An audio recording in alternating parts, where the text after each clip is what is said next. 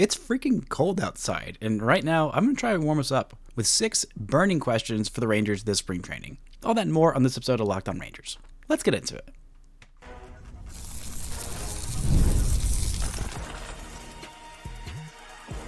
You are Locked On Rangers, your daily Texas Rangers podcast, part of the Locked On Podcast Network, your team every day.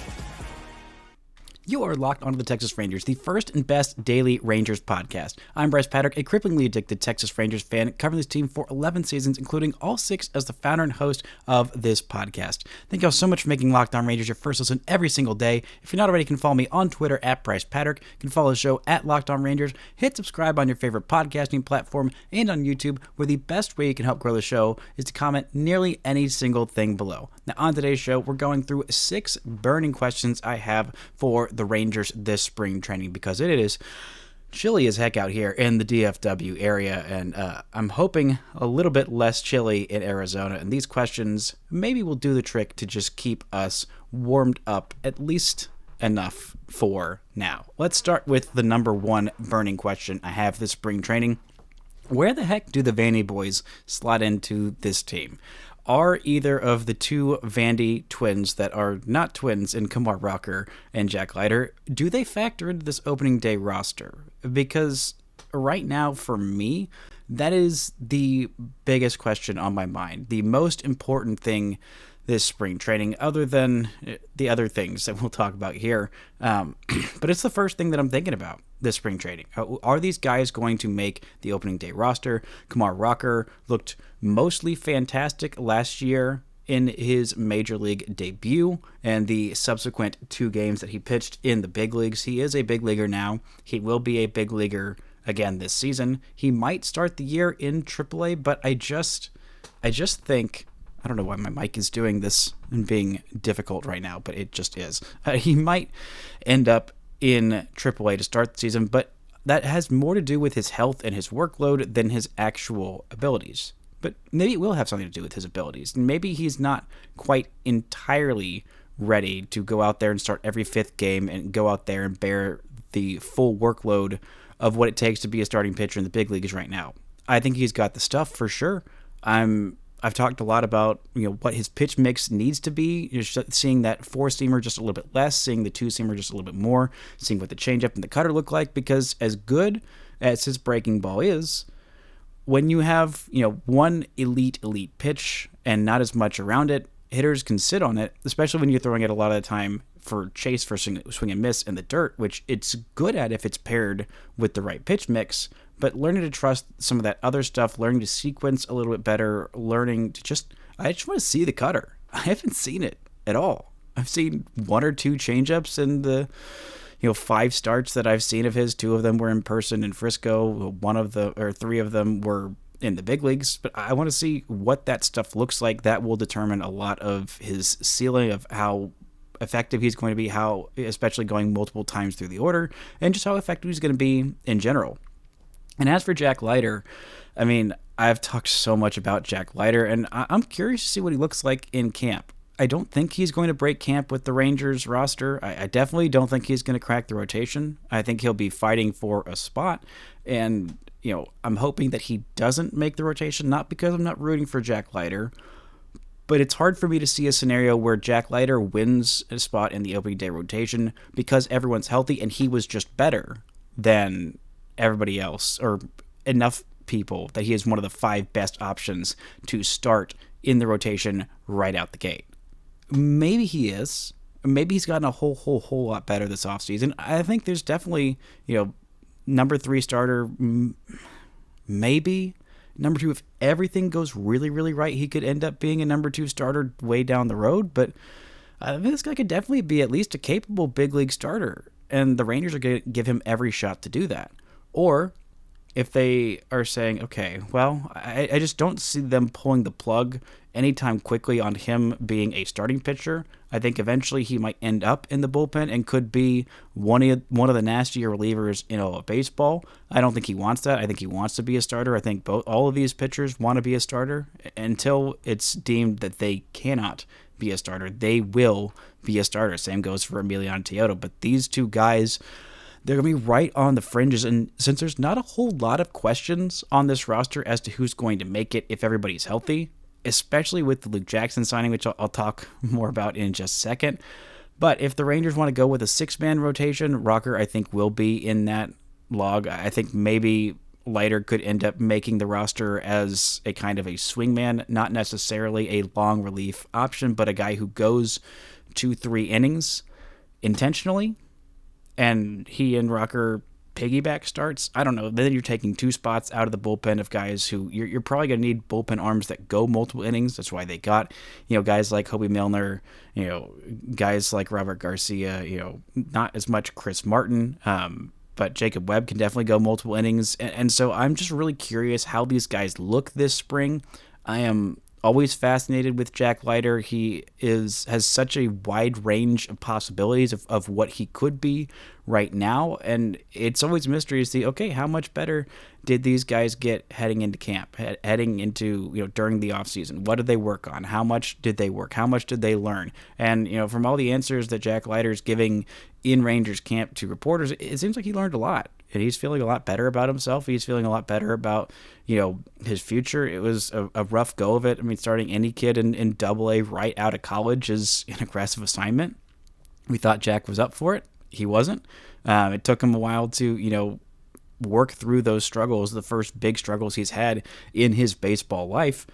But you learn a whole lot more from being bad than you do from dominating everybody. And Jack Leiter has learned quite a bit over the last couple of years. So I am fascinated to see where these Vandy boys factor in on opening day and just how they're going to factor in how the Rangers are going to play it with them, with Leiter in terms of when he's going to be actually ready to jump into the rotation or into the bullpen, and with Rocker of just how much are they going to limit him? How are they going to go about that? Because there's a lot of different ways to do it, and the Rangers have shown no indication of what exactly they're going to do, and I don't think they will show us until it's actually happening. Now, the number 2 burning question I have this spring training is who gets that final bullpen spot? Because right now, there's basically just one up for grabs. If the Rangers go with a 5-man rotation, then right now there is really just one question as to who's going to be making that bullpen, because they have signed 5. Count them, 5 guaranteed deals to relievers. Chris Martin, Jacob Webb, Sean Armstrong, Hoby Milner, Luke Jackson. That's 5. They also traded for Robert Garcia. He is going to make the big league pen. He has minor league options, but I don't see the Rangers optioning him after they traded Nathaniel Lowe for him. If he ends up starting the season hurt, then maybe that's a question. But even, once everybody gets healthy, once Josh Sports gets back, then it seems like there's no questions in this bullpen. Maybe one of these guys will fall off. Maybe one of Sean Armstrong or Jacob Webb or Hoby Milner or Luke Jackson will just not look like what the Rangers are expecting. But on FanGraphs projection for the Rangers bullpen, the other 2 spots that I haven't talked about, Dane Dunning as the long man, that feels like an absolute certainty at this point. And then they have Jacob Latz on here, having a 3rd lefty in the pen. I don't know if that's going to end up being the case. Latz has 3 options. He looked pretty good at times last year, but not amazing. Maybe Jesse Chavez will end up factoring into that bullpen.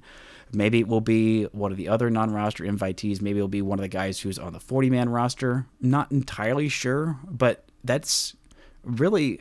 I'm going to do another opening day projection on Friday's show. Opening day roster projection. And I feel like I might get all 26 picks right because there are just so few questions on this roster right now. And I hope that remains the case. I hope that is still the case. I hope that it's chalk. That is the goal, because that means everything's going according to plan. That means everybody's healthy, everything's good, no wrenches or no screws are loose, nobody's throwing a wrench into the engine of this car, whatever. There was a better metaphor there to find it, and a better podcaster would have found it, but that's the one you get. But right now, it seems like the one question on this opening day roster is who is going to get spot number 6 or 7 on this bullpen. And, it's a little boring for someone trying to make content about it, but it's a really good spot to have your ball club in when everything seems pretty much set. There will probably be an injury to somebody. It just happens. It's spring training. Somebody else will probably start the season on the IL. Hopefully it's something minor, or really hopefully it doesn't happen, but just statistically, the probability of nobody getting hurt from now, everybody that is expected to be on this opening day roster, especially pitching wise, being completely healthy, completely full go, full send, as much as they are going to be, because there will still be some limitations on some guys, even if they are fully healthy and everything. Looking at Jacob DeGrom, looking at Kumar Rocker, and maybe looking at Nathan Eovaldi. I mean, who knows at this point, but it seems like the final bullpen spot outside of the long man, unless you're counting, just the lowest leverage guy in that bullpen, it seems like one bullpen spot is up for grabs. And even though that's a little chalk, it's a great place to have a ball club. Coming up, we're going to talk about some hitters. Even though the hitters seem to be pretty much set, their playing time is not set at this point. What's that outfield going to look like? Who's going to play where? And what the heck are the Rangers going to do with a certain player who won the Silver Slugger last year? Talk about all that and more right after this. This show is brought to you by Wonderful Pistachios. Looking for a snack that's both delicious and nutritious? Crack into a good source of protein with Wonderful Pistachios. Wonderful Pistachios is one of the highest protein nuts. Each 1 ounce serving has 6 grams of protein, giving you over 10% of your daily value. Plus, they're packed with fiber and better for you unsaturated fats to help keep you feeling fuller for longer. Personally, I love the no shells variety. It's the perfect grab and go snack for busy days, and when I'm snacking at my desk or on a road trip or I just need a quick protein boost, they're always my go-to. And if you love cracking open every shell for that satisfying crunch, the in-shell options are a classic favorite. The satisfying crack of opening each shell, it's just like snack meditation, and the no shells Wonderful Pistachios for that grab and go ease. They are so great, so easy. So get snacking, get cracking with the snack pack that packs a protein punch. Visit wonderfulpistachios.com to learn more. Shout out to the Everydayers for making Locked On Rangers your first listen every single day. On tomorrow's show, I'm going to give you a way to watch spring training games that's going to make it very interesting and might even let you help one of your significant others or somebody who you care about who doesn't care about spring training. I'm going to try and make it interesting for them as well. Look for that on tomorrow's show. Now, the number 3 burning question I have to keep us warm in this very, very cold weather is, how does Leody look against left-handed pitching? Now, Leody Taveras is not going to be an everyday player in 2025 for the Texas Rangers, barring some sort of injury. I feel like you could just put barring some sort of injury as kind of an asterisk in parentheses on pretty much anything that's said about, the season, and especially anything in spring training of oh, this is going to look this way, barring injuries. Well, Leody Taveras had a bad year in 2024. Now, I was one of the staunchest Leody Taveras defenders. I still think he is a valuable player. I think he is, a guy who you want to have on your roster. And I think he got a little bit too much flack last year. But he was not good. He was not good, especially offensively. Defensively, he was not as good as he had been in years past. He has a lot of mental errors out there, but he also makes a lot of fantastic plays. And with the Rangers' questions on health of Evan Carter, and especially Evan Carter's ability to hit lefties, the thought is, okay, well, Wyatt Langford could pop over there in center field and start working on that. I think that eventually that will be the case, and maybe eventually Leody's move. But if Leody Taveras could hit left-handed pitching, that would help a whole lot of things. But unfortunately, despite being a switch hitter, Leody does not hit lefties well. He hasn't hit particularly well in general, but especially lefties, he has been significantly worse. For his career, he has a 682 OPS against right-handed pitching and a 612 OPS against left-handed pitching. The slugging is 70 points higher against righties, and the OBP is similar. It's a little bit lower against lefties as well. Batting average is a little bit lower as well. Not as many home runs, not as many extra base hits. Weirdly, he has all 11 triples of his career have been against right-handed pitching, and none of them against left-handed pitching. Maybe that has something to do with him being on the left-handed batter's box, a little bit closer to the baseline, and he's able to run farther. Or maybe it's just because he hits righties that much better. But if Leody Taveras could just hit lefties well, that would solve a lot of problems. You just straight up platoon center field. It's just Leody Taveras is hitting against right-handed or against left-handed starters, and Evan Carter is hitting against right-handed starters. And then you just keep White Langford out there in left field. Occasionally you could spell them both and put White Langford out there in center field. I'd assume that Langford is going to get 15 to 25 games in center field this year, and I think he's perfectly capable of that. I think he can get a lot better. I think eventually White Langford will probably end up in an everyday center field role. Because he's got that kind of athleticism. We saw how much better he got. But Leody, if he could just hit lefties, it would solve so many things. This guy is a very good defender. He is a very good base runner. He is a valuable winning player. He is a World Series champion. He is. The Rangers do not get to the World Series in 2023 without Leody Taveras. Now, he had a lot of prolonged cold stretches offensively, but he was Rangers' number 9 hitter. When Leody Taveras was hot, that's when the Rangers were doing their best work. I mean, in the month of May, where he just caught fire, in the month of June, where he just caught fire, he had a legitimate case to be an all-star with the first half that he put up in 2023. He was that good. Now, granted, he fell off quite a bit in the second half. He had some moments out there in the postseason, hit a home run in the postseason, made a statistically impossible catch in the postseason, robbing a Yordan Alvarez home run on a batted ball that had always been a home run. With the launch angle, with the exit velocity, with how far it went, no defender in center field had robbed a home run hit like that, like Leody Taveras did in the ALCS against Yordan Alvarez. Granted, it was in a game that the Rangers lost, and so it gets forgotten to history a little bit, but this guy is a special defender out there. And when you're a special defender at a position like shortstop or second base or catcher or center field, you can get away with being a little bit below average with the bat. And I think that Leody can get away with that, and he's going to be a fourth outfielder. And that's fine for a fourth outfielder. It's fine. If he can just learn to hit lefties, that will fix a lot of problems, and he will end up seeing a whole lot more time in the field. But if he doesn't, who will the Rangers turn to hit left-handed pitching?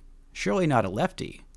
Maybe they will. Because the number 4 burning question is, where the heck does Josh Smith go? After a career year, after a truly fantastic year, what do the Rangers do with Josh Smith? Is he going to be a straight-up super utility player? And what does that even look like? I think it's going to look like him playing a similar role to Michael Young in 2011 when Adrian Beltre got here. Michael Young was a very good player. I honestly think it's a really good comp, except Michael Young didn't really play the outfield, and Josh Smith can play the outfield.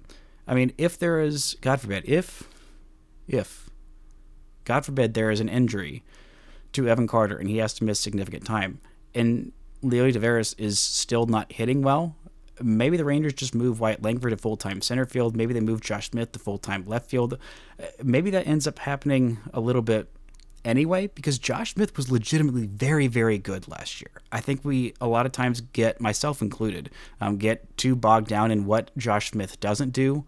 He doesn't, hit for power. He's not hitting a whole bunch of home runs. He's not, that's really the main thing. It's just he doesn't hit a lot of home runs. But everything else you want him to do on a baseball field. I mean, he's a good base runner. He is a very good defender at many positions, which is very hard to do. I know that the metrics don't grade him out as, elite defensively at, second, short, third. But you watch him play every day, and you see the kind of plays that he makes. I mean, they're highlight reel plays, and he also makes the routine plays too. I honestly have no idea why defensive metrics don't like Josh Smith's defense, because it's really good. He puts together quality at-bats. He gets on base. I don't know if he's going to have quite as many hit by pitches in 2025 as he did last year. I'm really hoping not, because the fact that he was able to get so many and not get injured from them is good. He also has reverse splits. He hits lefties well. And he has for quite a while. I mean, last year he was significantly better against left-handed pitching than against righties. He had a 718 OPS against righties and a 774 OPS against lefties. I mean, 4 home runs in 141 plate appearances against lefties and 9 in over 450 plate appearances against righties. I mean, he was smacking that thing against lefties. And I think that we could see a lot of time of Josh Smith in left field when the Rangers are facing a left-handed starter, and they'll face quite a few. I mean, only 25% of the Major League population that are pitchers are left-handed. But you look at the division and the amount of left-handed starters in this division. The Angels have 3 of them. And Yusei Kikuchi, Tyler Anderson, and Reed Detmers. You look at the A's, they have multiple left-handed starters in Jeffrey Springs and J.P. Sears as well. The Astros have Framber Valdez. They don't really have anybody else. The Seattle Mariners don't have a single left-handed starting pitcher, and all 5 of their starting pitchers just stay healthy every single year, so they don't have to go fishing for any other guys. There's no more Robbie Ray in the division, but there are going to be quite a few lefties the Rangers have to face, and I think that Josh Smith could see quite a few at-bats there. I think he could also spell Corey Seager for some more DH days than he's had in the past. I think we will see more days off from Marcus Semien than we have seen in the past. Maybe Josh Young will get some more days off against right-handed pitchers. Hopefully Josh Young can stay healthy and Josh Smith doesn't get a whole bunch of at-bats because Josh Young goes down again with an injury. Really, really hoping we don't see that. But Josh Smith's good enough to be an everyday player, and he's good enough to be an everyday player on a good team. This is a quality winning player, and I know he fell off offensively last year in the second half, but he was incredible for the entire first half of that season. You don't just luck into, 81 games, 90 games, or whatever of all-star caliber production.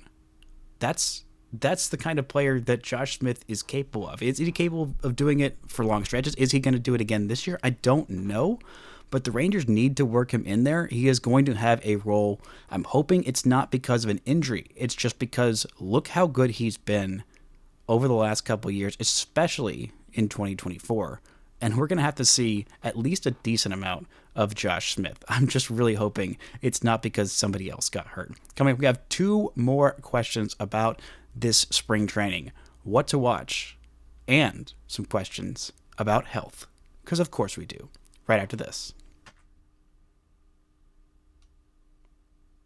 This show is brought to you by SelectQuote. In sports, having a winning strategy is everything. It's how the best teams make it to the Super Bowl, the World Series, and the Olympics. The same goes for life. Having a strategy like life insurance from SelectQuote can help protect your financial legacy and keep your family's future secure. SelectQuote makes it easy to find the perfect life insurance policy. As one of America's leading insurance brokers with nearly 40 years of experience, they've helped over 2 million customers find $700 billion in coverage since 1985. What sets SelectQuote apart is their personal touch. Because unlike other brokers that offer one-size-fits-all policies, their licensed agents tailor coverage to fit your unique needs. If you're in good health, you might even qualify for same-day coverage of up to $5 million, no medical exam required. And it's more affordable than you'd think. You can get up to $1 million in coverage for as little as $20 a month. Get the right life insurance for you for less at SelectQuote.com/lockedon. Go to SelectQuote.com/lockedon today to get started. That's SelectQuote.com/lockedon. SelectQuote. They shop, you save. Shout out to the Everydayers making Locked On Rangers your first listen every single day. On Friday's show, I'll be back and doing my second version of the opening day roster projection, looking at who the heck is going to make this roster. Can I get a perfect 26 for 26? We'll have to find out on Friday. Actually, we'll probably find out on opening day if I was actually correct with my 26 predictions on Friday. Now, the number 5 burning question heading into this spring training is a burning question that heads into every team's spring training for the rest of time, for all of time beforehand, every single team. Can everyone stay healthy? Or maybe I should tweak that. Can enough people stay healthy? Can the right people stay healthy? Now, this is not me wishing injury upon anyone. I never wish injury upon anyone, even the players who I disdain the most, even every single member of the Houston Astros. I hope every single one of them is healthy for the rest of time, that nobody ever gets hurt in the history of ever. That's just not how things work, unfortunately. Can the Rangers avoid catastrophe in terms of the injuries? Can they get enough guys healthy come opening day? The main ones that you want to avoid injury, just having Corey Seager fully healthy, getting 150 games out of him would be massive. When the Rangers got 140 something games out of him in 2023. They went to the World Series. They won the division. They were fantastic. Excuse me. They only got 119 games out of him. When they got 150 plus games out of him in 2022, the Rangers were still bad. They've had one fully healthy Corey Seager season, but even in those 119 games, he was still incredible in 2023. In the 123 games that he played in 2024, for the most part, he was really good. Once he got over the after effects of that surgery, which he had again on the other hip this offseason. Actually, I think it was a little bit before the offseason even started. So his offseason has been completely normal. He's not dealing with rehab. He's not heading into spring training still rehabbing from something. He is just heading into spring training healthy, happy, healthy, well-programmed, as the baseball robot often is. But starting pitching injuries, just can the Rangers avoid a starting pitching injury? Can they avoid any starting pitching injuries for the entirety of spring training? I'm hoping so, but at least avoiding the two most terrifying words that you hear in spring training. Tommy John surgery, forearm tightness, UCL tear. Those are the words that you are hoping desperately to avoid. You're just hoping that Jacob deGrom and Nathan Eovaldi head into this season healthy. What happens with Tyler Mahle and Cody Bradford and John Gray? I'm hoping that all of them are healthy. I'm hoping that all of them are, their best selves. They can give you 30 starts, 150 to 180 innings. Maybe it's crazy to expect that. Maybe it's not. I think Cody Bradford is going to be a big part of this rotation moving forward, not just this year, but for years to come. I absolutely loved what I saw from him last year. I think it is not just a flash in the pan. This guy is just really good. He doesn't throw hard, but he's really good. Lefties are allowed to do that still. Righties, not as much, but they're still allowed to do that eventually. But still, I think just keeping everyone healthy, avoiding catastrophic injury. This microphone is just having a mind of its own today. I don't know what its deal is. Maybe it's also cold and it just wants to go lie down for a nap. But avoiding catastrophic injury this spring training, maybe it's the most important question. Maybe I shouldn't have saved it for number 5, but I feel like I talked about it so much because thankfully there haven't been any catastrophic injuries. They're just minor little tweaks and nicks and bruises and bumps that happen all the time so far. I'm really hoping that it stays that way and that the entirety of spring training is just very, very boring, very, very chalk, because that is the most important thing for this baseball team. More important than giving me interesting things to talk about. We'll find interesting things to talk about, whether this team is fully healthy or, God forbid, something happens. But can everyone or enough people stay healthy, head into opening day with the team like you thought? If so, this is a very, very dangerous squad. And the last question, number 6, maybe this one is more of a simmering question than a burning question, but it is a question I have nonetheless, one that I've talked about a little bit here and there. But can any of the non-roster invitees turn heads? Can they make an impact? Can they make a difference? Can they even make the roster? The roster, probably not, but they're going to be guys who I'm watching anyway. They might end up in Round Rock, and if something goes awry or somebody doesn't look nearly as good as expected, they could end up popping up as someone interesting. Luis Carvello is a guy who the Rangers claimed on waivers. I am still very confused as to why. He's 24 years old. Maybe he will just head straight on to Round Rock. I'm just really interested to see what the heck the Rangers saw in him. Maybe we see a little bit of Gerson Garabito. Maybe we see a little bit from guys lower on down the roster. Maybe Daniel Robert will see a little bit from. Maybe he'll make an impact. Maybe we'll see Dane Acker make a bit of an impact. I'm really excited to see, what we're going to get from Malcolm Moore, how often he's even going to play. The Rangers' first-round pick from last year, the catcher.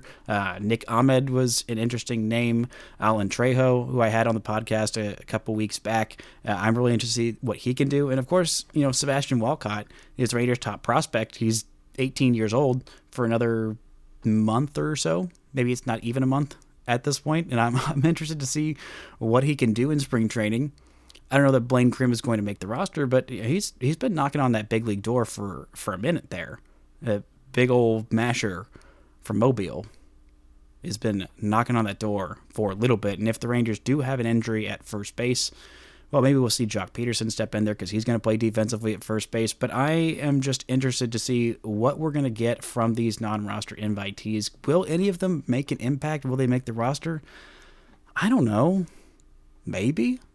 I don't know all that much. Maybe I'm hoping that they don't make too much of an impact. I'm hoping they can be, good enough to where they're, challenging for a roster spot. But I'm hoping that they don't end up making it too big of an impact. The main one is going to be Jesse Chavez. He is probably the main one of these guys that we're going to see have some kind of outside shot at making the roster. I think that there's definitely a decent shot that he not only makes the roster but makes an impact and plays a decent role. I think we'll see a little bit of Adrian Hauser starting games this spring training, more probably for the split squad, but we'll probably see a bit of him. He's good depth to have. Having a guy like that who's, fine as a number 6, 7 starter, just having your organization, just having that depth in case you have a catastrophic rash of injuries. That's just kind of, the way things go. Maybe JT Chagua is going to be intriguing. He's a non-roster invitee on this spring training roster, but overall, I don't think there's going to be that much impact from these guys, but still, there is so much spring training. It feels like we are so close, but yet so far away from opening day. And maybe these questions about non-roster invitees aren't quite to the level of burning, but I feel like they're at least warm enough to keep us a little bit warmer in this very, very cold weather in these months of no baseball. That's going to do it for today's show. Thank y'all so much for listening and subscribing, and until next time, don't forget to enjoy baseball.